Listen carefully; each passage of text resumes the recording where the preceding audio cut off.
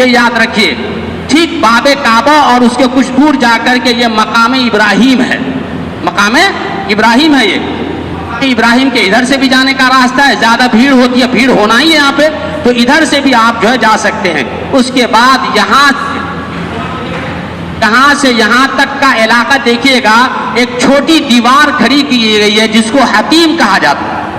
یہاں سے یہاں تک ایسے گول دائرہ ہے جس کو حتیم کہا جاتا ہے۔ حتیم کے باہر سے طواف کرنا ہے، حتیم کے اندر سے طواف نہیں کرنا، کیونکہ حتیم جو ہے خانہ کعبہ کا حصہ ہے، حتیم جو ہے خانہ کعبہ کا حصہ ہے۔ اس وقت جو خانہ کعبہ کی تعمیر کی گئی تھی نبی صلی اللہ علیہ وسلم کے زمانے میں، لوگوں کے پاس اتنا پیسہ نہیں تھا کہ اس دیوار کو بھی خانہ کعبہ کے برابر اٹھا سکے، اسی لیے اتنے ہی اوپر چھوڑ دیا۔ تو خانہ کعبہ کا حصہ ہے، حتیم کے باہر سے ہم کو طواف کرنا ہے۔ ہاں اگر موقع مل جائے حتیم میں 2 رکعت نماز ادا کرنے کا، تو اللہ کے نبی صلی اللہ علیہ وسلم کی سنت ہے کہ آپ کسی بھی وقت حتیم میں جائیں اور 2 رکعت نماز ادا کر لیں۔ یہ حتیم کا علاقہ جو ہے حجر اسود کے بعد ایک کونا ہے، یہاں سے لے کر کے اس کونے کے درمیان ایک دیوار اٹھائی گئی ہے، اس دیوار کے اندر جو کچھ جگہ ہے جس کو حتیم کا علاقہ کہا جاتا ہے۔ اب یہاں پر آ کر کے ہم نے طواف مکمل کر لیا۔ طواف مکمل کرنے کے بعد ہم سیدھے جائیں گے مقام ابراہیم۔ مقام ابراہیم پر 2 رکعت نماز ادا کرنی ہے، کیونکہ یہاں پر اتنی بھیڑ رہتی ہے کہ یہاں پر آپ 2 رکعت نماز ادا نہیں کر سکتے ہیں، اسی لیے خانہ کعبہ میں، بیت اللہ میں، جہاں کہیں بھی آپ کو جگہ مل جائے وہاں پر آپ چلے جائیں۔ آپ کو اس طرح سے کندھا ننگا نہیں کرنا ہے، بلکہ آپ نے طواف مکمل کر لیا ہے، اب یہاں اپنا کندھا ڈھانک لیں اور 2 رکعت نماز ادا کریں گے۔ 2 رکعت نماز ادا کریں گے جس کو طواف کی نماز کہا جاتا ہے۔ پہلی رکعت میں سورہ فاتحہ کے بعد قل یا ایھا الکافرون پڑھیں گے، سورۃ الکافرون، اور دوسری رکعت میں سورہ فاتحہ کے بعد سورۃ الاخلاص پڑھیں گے۔ اب یہاں پر ہم نماز پڑھ لیے، نماز پڑھنے کے بعد پھر ہم خانہ کعبہ حجر اسود کے سامنے آ سکتے ہیں تو ٹھیک ہے، نہیں وہیں سے ہم سیدھے مائے زمزم کے پانی کی طرف، ہر جگہ دیکھیے گا وہاں زمزم کے پانی کا انتظام ہے، ٹھنڈے پانی کا بھی انتظام ہے اور گرم یعنی کہ نارمل واٹر بھی رہتا ہے اور فریج ٹھنڈا والا بھی واٹر رہتا ہے۔ کوشش کریں گے کہ ٹھنڈا پانی ہم لوگ نہ پئیں، کیونکہ بہت زیادہ گرمی رہتی ہے اور رش رہتی ہے، اس گرمی سے تر بتر ہو جائیں گے، اور آپ کو کیجیے کہ نارمل واٹر جو زمزم کا ہے وہ خوب پئیں، اتنا پئیں، اور پینے کے بعد کچھ سر پر بھی بہا لیں۔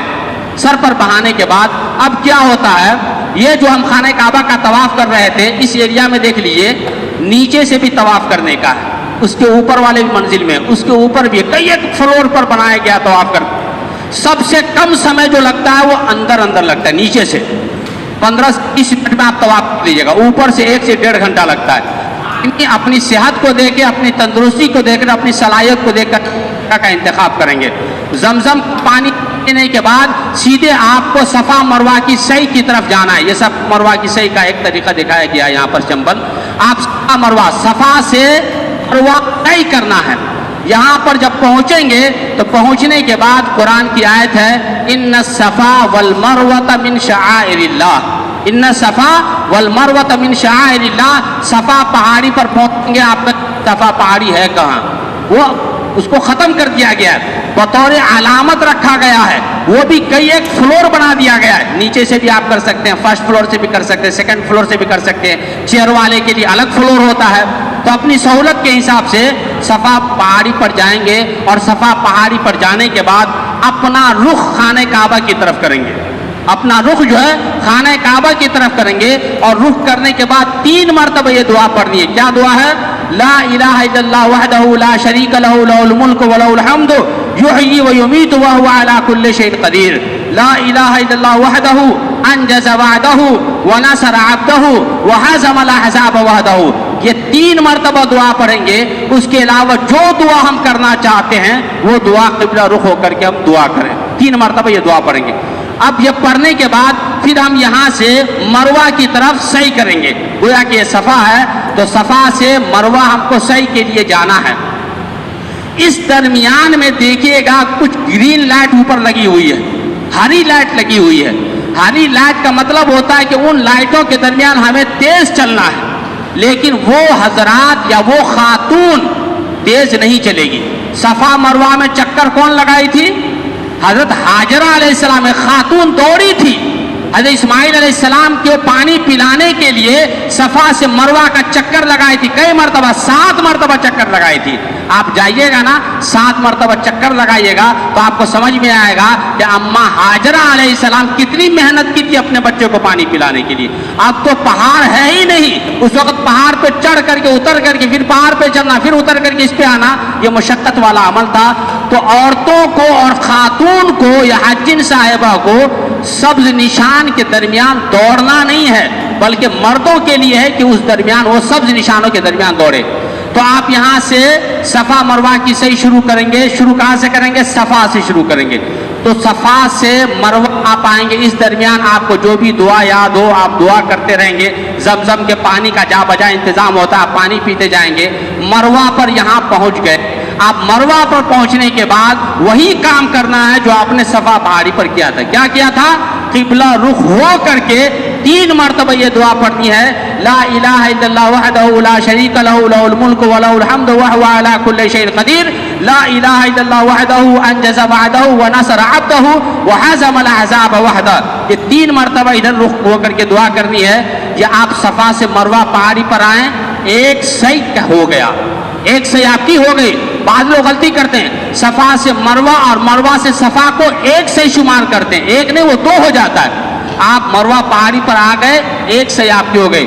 پھر یہاں سے چلتے ہوئے جہاں پر تیز دوڑتے ہوئے آپ صفا پہاڑی پر چڑھیں گے، یہ دوسری صحیح آپ کی ہو گئی، دوسری دوڑ ہو گئی آپ کی۔ پھر اسی طرح سے 7ویں دوڑ جو مکمل ہوتی ہے وہ کہاں پر مکمل ہوگی؟ مروہ پہاڑی پر آپ کے 7واں صحیح جو ہے مکمل ہوگا۔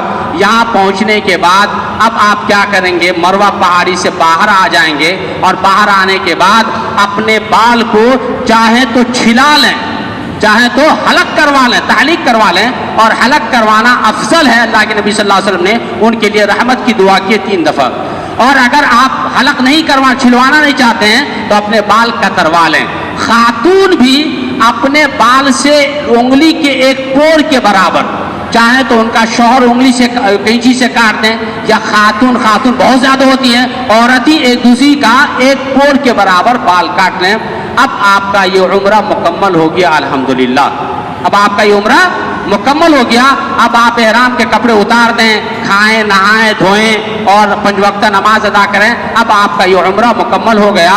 تو عمرہ کے لیے ہم نے جو چیزیں بتائی، آپ کو احرام کا کپڑا پہننا ہے، اور یلملم یعنی کہ میقات پر پہنچ کر کے احرام کی نیت کر دینا ہے، لبیک اللہم عمرۃ متمتعا بہا الی الحج، اور اس کے بعد وہاں سے تلبیہ پڑھتے ہوئے جانا ہے، خانہ کعبہ پہنچنا ہے، حجر اسود سے طواف شروع کریں گے، یہاں پر آ کے ختم۔ 7واں مکمل ہونے کے بعد مقام ابراہیم میں 2 رکعت نماز ادا کریں گے، اس کے بعد زمزم کا پانی پئیں گے، صفا مروہ کی سعی کریں گے۔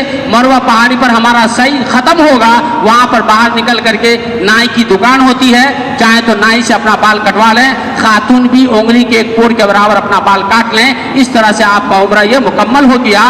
اب آپ اپنا کپڑا اور احرام کی حالت اتار دیں گے، اب آپ عام لباس میں آ جائیں گے، عام لباس میں آ جائیں گے۔ اب آپ کا یہ عمرہ مکمل ہو گیا۔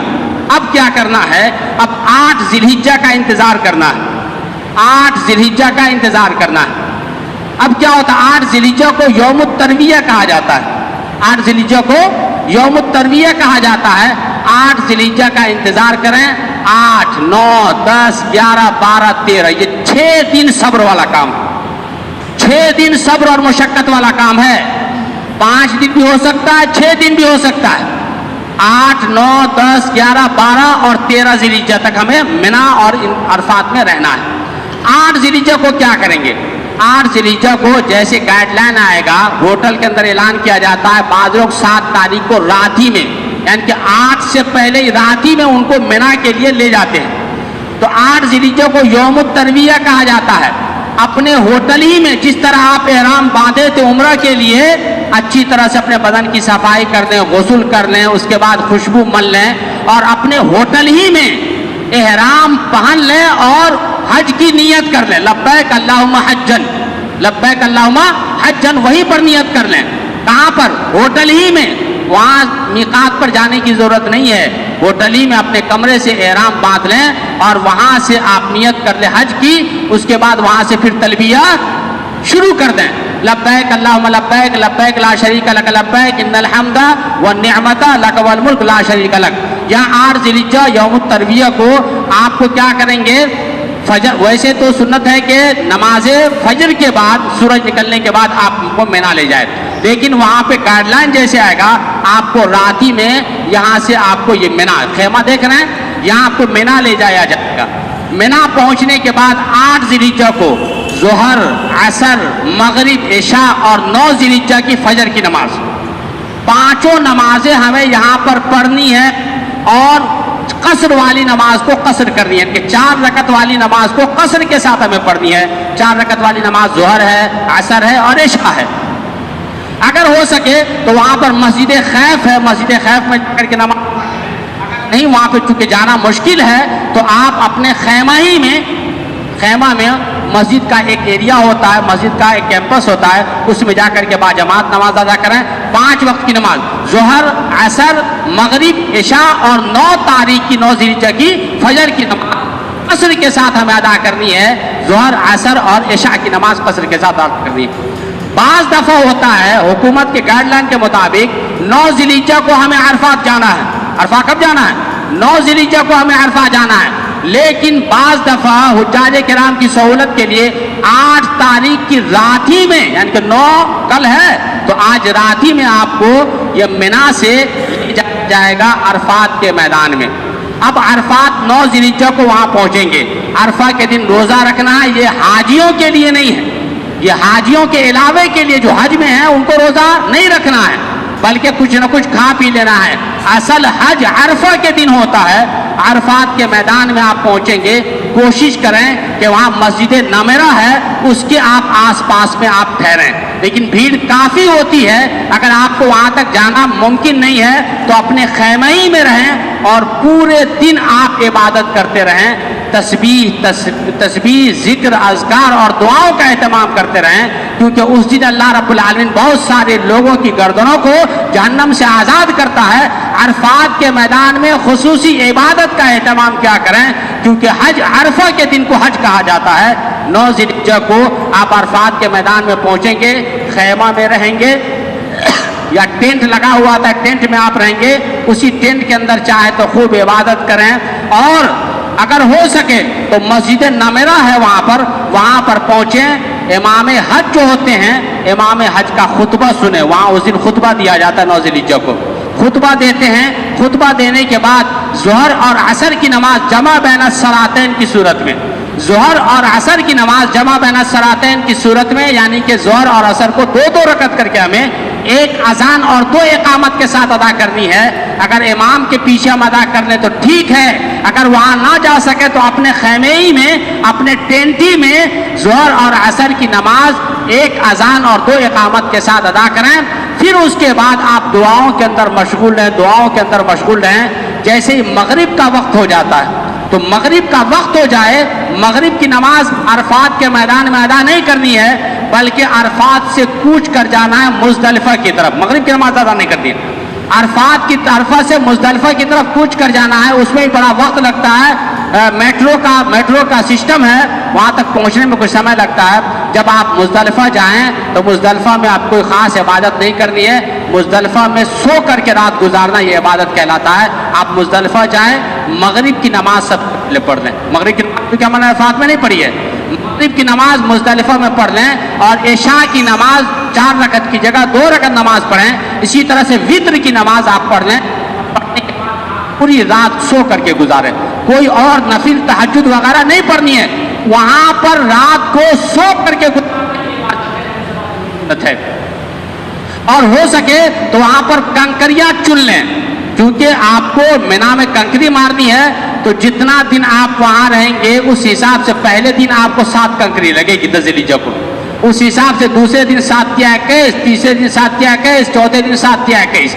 اگر چاہے تو اس گنتی سے آپ کنکری جو چنے کے برابر ہو, اس سے بڑا نہیں ہو, جو چنے کے برابر ہو آپ وہاں پر کنکری چن لیں. اور چن لینے کے بعد وہاں پر فجر کی اذان ہو, فجر کے لیے آپ اٹھیں.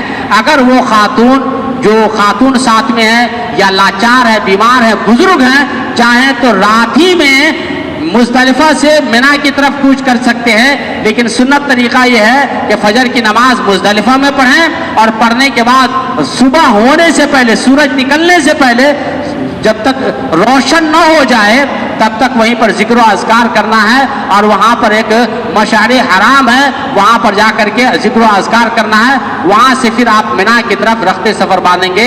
یہ کون سا دن ہو جائے گا؟ 9 ذی الحجہ کی رات مزدلفہ میں گزارے ہیں, 10 ذی الحجہ ہو جاتا ہے. 10 ذی الحجہ ہو جاتا ہے. 10 ذی الحجہ کے اندر 4 بڑے کام ہیں. سب سے مشکل دن ہوتا ہے یہ. اللہ رب العالمین ہر حاجیوں کے لیے یہ دن آسان فرمائے. سب سے مشکل دن ہوتا ہے یہ 10 ذی الحجہ کا دن. سب سے پہلے آپ منا آئیں گے مزدلفہ, اور بڑی مشقت ہوتی ہے. میٹرو کا سسٹم اگر صحیح ہے تو ٹھیک ہے, نہیں تو پیدل آپ کو مزدلفہ سے منا آنا پڑتا ہے. پیدل چلنا ہی سب سے زیادہ بہتر ہوتا ہے, بھیڑ بھاڑ چکی. تو آپ مزدلفہ سے منا کو آپ پہنچیں گے, اور زوال کے بعد کنکری دیکھیے گا. جب جمرات کے لیے 10 ذی الحجہ کو سب سے پہلا کام ہے جمرات ہوتا ہے. سب سے پہلے جمرہ صغریٰ ہے, قریب ہوگا, اس طرف ہوگا, یہ جمرہ عقبہ کہلاتا ہے. پہلے دن یعنی کہ 10 کنکری مارنی ہے. 7 کنکری ایک ہی مرتبہ نہیں مار دینی ہے, بلکہ الگ الگ. اور کنکری مارتے وقت اور کوشش کریں گے یہ جو دیکھ رہے ہیں باؤنڈری, اس باؤنڈری کے اندر ہماری کنکری گرے. کوشش کر دیتے ہیں اور الٹا سیدھا بولنا شروع کر دیتے نہیں, بلکہ نبی صلی اللہ علیہ وسلم کا طریقہ یہ ہے کہ یہاں پر پہنچیں, اور جمرہ بھی اس کو کہتے ہیں بڑا جمرہ. بڑے جمرہ کو ہم کو 7 کنکری مارنی ہے. ایسی خاتون کہ میری جانب سے آپ ہی کنکری مار دیجئے گا تو مار سکتے ہیں. خاتون بھی وکیل بنا سکتی ہیں, اور بزرگ جمرہ عقبہ بھی اس کو کہتے ہیں, اس کو 7 کنکری مارنی ہے. 7 کنکری کا مارنے کے بعد قربانی کرنی ہے. تو قربانی حل کو مڑوا لینا ہے, یا اگر مڑوا نہیں سکتے ہیں تو کتروا لینا ہے. خاتون بھی اپنے بال سے انگلی حلال ہو گئے ہیں, یعنی کہ احرام کے کپڑے آپ اتار کر کے کرتا پاجامہ پینٹ شرٹ جو بھی لباس ہو آپ وہ پہن سکتے ہیں. دوسرا کام قربانی ہوا. تیسرا کام کیا ہوا؟ آپ نے بال کٹوا لیا یا چھڑوا لیا, سوائے بیوی کی. بیوی سے بوس و کنار نہیں کر سکتے ہیں, بیوی سے مل نہیں سکتے, نہیں کر سکتے ہیں, وہ افاضہ ہوتا. 10 ذی الحجہ کو مشکل کام منا سے مکہ 3 گھنٹہ جام میں لگ جاتا ہے, کیونکہ تمام حاجی چاہتے ہیں کہ اسی دن پہنچے. تو 10 ذی الحجہ کو آپ کنکری احرام کا کپڑا کیوں اتاریں گے؟ وہی پہننے کر کے بال چھلوا لیے اسی کپڑے میں, اور دن آپ تھک گئے ہیں اور آپ کو بیمار ہونے کا خدشہ ہے تو 10 کے علاوہ 11 کو کر لیں یا 12 کو کر لیں آپ. لیکن طواف افاضہ حج کا ہے, اسود کے سامنے آئیں گے, اس کا استلام کریں گے, بسم اللہ اللہ اکبر کہیں گے, اور 7 چکر لگائیں گے. اس کا 7 چکر کی صحیح کریں گے, اور تینوں کو 7 سے بیچ والا ہے اس کو 7 کنکری ماریں گے. پھر وہاں سے تھوڑا ہٹ کر کے آپ خانہ کعبہ کی طرف رک کر کے خوب دعا کریں گے. اس کے بعد جو جمرہ کبریٰ ہوتا ہے سب سے بڑا, اس کو پھر 7 کنکری ماریں گے. لیکن وہاں پر ٹھہرنا نہیں ہے, بلکہ سیدھے وہاں سے, وہاں دعا بھی نہیں کرنی ہے, بلکہ وہاں سے سیدھے اپنے خیمے کی طرف چلے جانا ہے. یہ کام ہم کو 11 ذی الحجہ کو کرنا ہے, 12 ذی الحجہ کو کرنا ہے. اگر آپ 12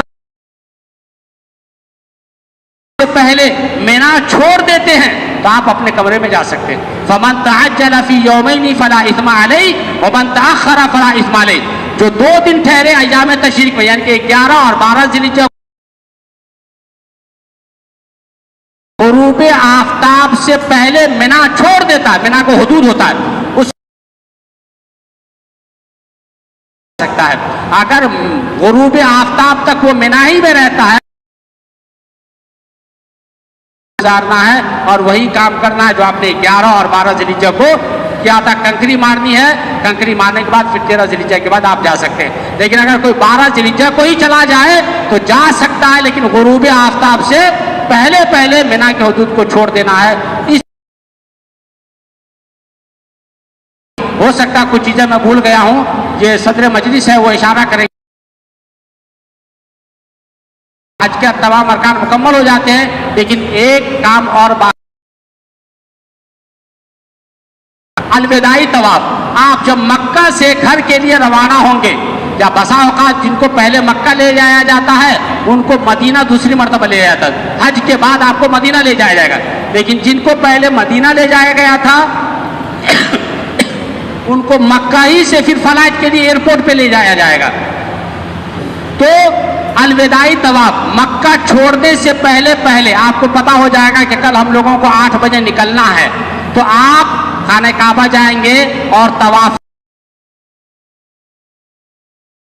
چکر خانہ حجر اسود سے شروع کریں گے، 7 چکر لگائیں گے رکن یمانی اور حجر اسود کے درمیان، جو ربنا آتنا فی الدنیا حسنۃ وفی الآخرۃ حسنۃ وقنا عذاب النار ہے، یہ دعا پڑھیں گے. میں 2 رکعت نماز ادا کریں گے. اس طرح سے آپ کا طواف وداع بھی مکمل ہو جاتا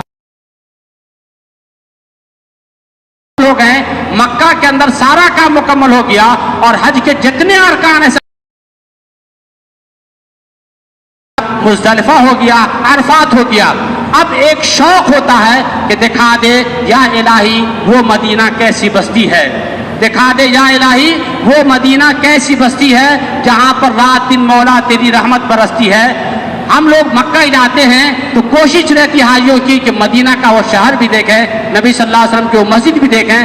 جب تک آپ مکہ میں رہیں کوشش کریں کہ بیت اللہ میں جا کر کے نماز پڑھیں، اور جب تک آپ مدینہ میں رہیں کوشش کریں کہ مسجد نبوی میں 5 وقت نماز امام کے پیچھے آپ ادا کریں، کیونکہ مسجد حرام میں 1 وقت کی نماز ادا کرنا عام مسجدوں میں نماز ادا کرنے سے 1 لاکھ زیادہ بہتر ہے. اسی طرح مسجد نبوی میں نماز ادا کرنا امام کے پیچھے عام مسجدوں میں نماز ادا کرنے سے 1000 نماز سے بہتر ہے. تو کوشش کریں جب تک ہم مکے میں رہیں مدینے میں رہیں بیت اللہ کے اندر نماز ادا کریں اور مسجد نبوی میں ادا کریں.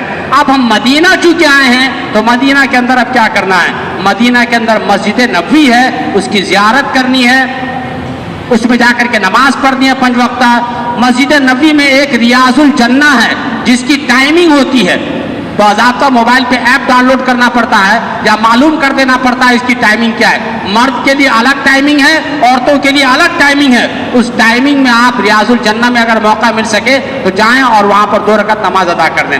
اس کے بعد ایک کام، اللہ کے نبی صلی اللہ علیہ وسلم کے قبر کے پاس سے ہمیں گزرنا ہوتا ہے. جب ہم گزریں گے سب سے پہلے اللہ کے نبی صلی اللہ علیہ وسلم کی قبر ہے وہاں پر پہنچیں گے، اور قبر کی زیارت کا جو طریقہ ہے نبی صلی اللہ علیہ وسلم کے قبر کے پاس جا کر کہیں گے السلام علیکہ یا رسول اللہ، ہاتھ سے اشارہ بھی نکلنا السلام علیکہ یا رسول اللہ. اس کے بعد آگے بڑھیں گے، حضرت ابو بکر صدیق رضی اللہ عنہ کی قبر ہے وہاں پہ کریں گے السلام علیکہ یا ابا بکر، السلام علیکہ یا ابا بکر. اس کے بعد خطاب عنہ کی قبر ہے وہاں پر بھی کہیں گے السلام علیکہ یا عمر ابن الخطاب. یہ ہو گیا، یہ اللہ کے نبی صلی اللہ علیہ وسلم کی قبر کی طریقہ ہے.